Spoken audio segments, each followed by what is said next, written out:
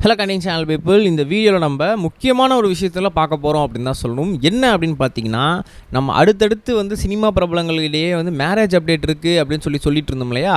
அந்த வகையில் இப்போ நம்மளுடைய தம்பி ராமையாவோட பையனான உமாபதி ராமையாவும், அது மட்டும் இல்லாமல் அர்ஜுன் சார், அதாவது ஃபைட்டர் அர்ஜுன் சார் இருக்கார் இல்லையா, அவருடைய பொண்ணான ஐஸ்வர்யா அர்ஜுன், இவங்க 2 பேருக்குமே வந்து காதல் திருமணம் அப்படின்றது நடைபெற்று முடிந்துருச்சு அப்படின்ற விஷயங்கள் இப்போ சோசியல் மீடியாவில் செம்ம ஃபேமஸாக போயிட்டுருக்கு அப்படின்னு தான் சொல்லணும்.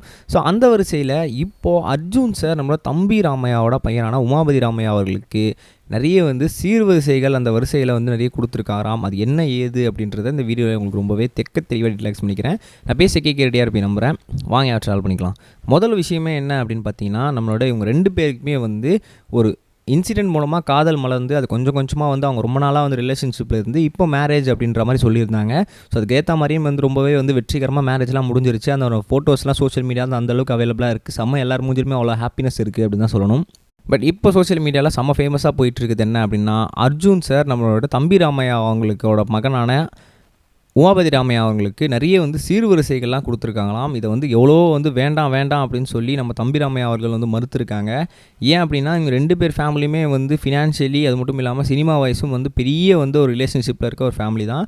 பட் இருந்தாலும் கூட வந்து இந்த மாதிரி விஷயங்கள்லாம் வேண்டாம் அப்படின்னு சொல்லியிருக்காரு. பட் இருந்தாலும் கூட நம்மளோட அர்ஜுன் சார் என்ன சொல்லியிருக்காரு அப்படின்னா, என்னோட மாப்பிள்ளையே வரவங்களுக்கு நான் வந்து இதெல்லாம் கொடுக்கணும்னு சொல்லி ரொம்ப நாளாக வந்து கனவாக வச்சுருந்தேன். ஸோ அதெல்லாம் நீங்கள் மறுக்கக்கூடாது, கண்டிப்பாக வாங்கிக்கணும் அப்படின்னு சொல்லி நிறைய நகைகள், அது மட்டும் இல்லாமல் காரு, இந்த மாதிரி வீட்டுக்கு தேவையான நிறைய உபயோகப் பொருட்கள்னு சொல்லி நிறைய விஷயங்கள்லாம் வந்து அவர் வந்து ஏற்பாடு பண்ணி அவங்களுக்கு வந்து சீர்வரிசையாக கொடுத்துருக்காராம்.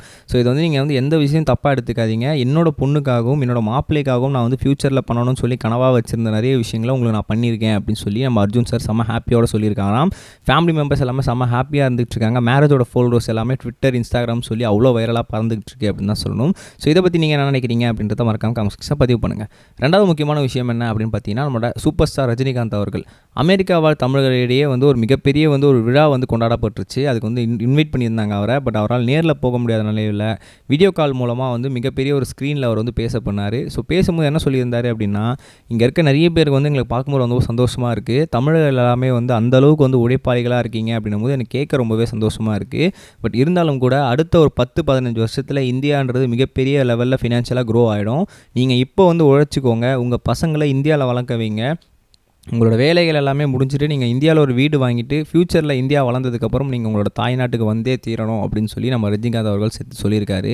நம்மளோட கண்டிப்பாக பிழைச்சா கூட நம்ம வந்து நம்ம சொந்த ஊர்லேயே பிழைக்கணும், பிச்சை எடுத்தால் தான் வெளியூரில் போய் எடுக்கக்கூடாது அப்படின்னு சொல்லியிருந்தாரு. ஸோ இதுவும் சோஷியல் மீடியா வைரல் ஆகிட்டு இருக்கு. நம்ம நெக்ஸ்ட் சொல்லுங்கள் கைஸ், பை.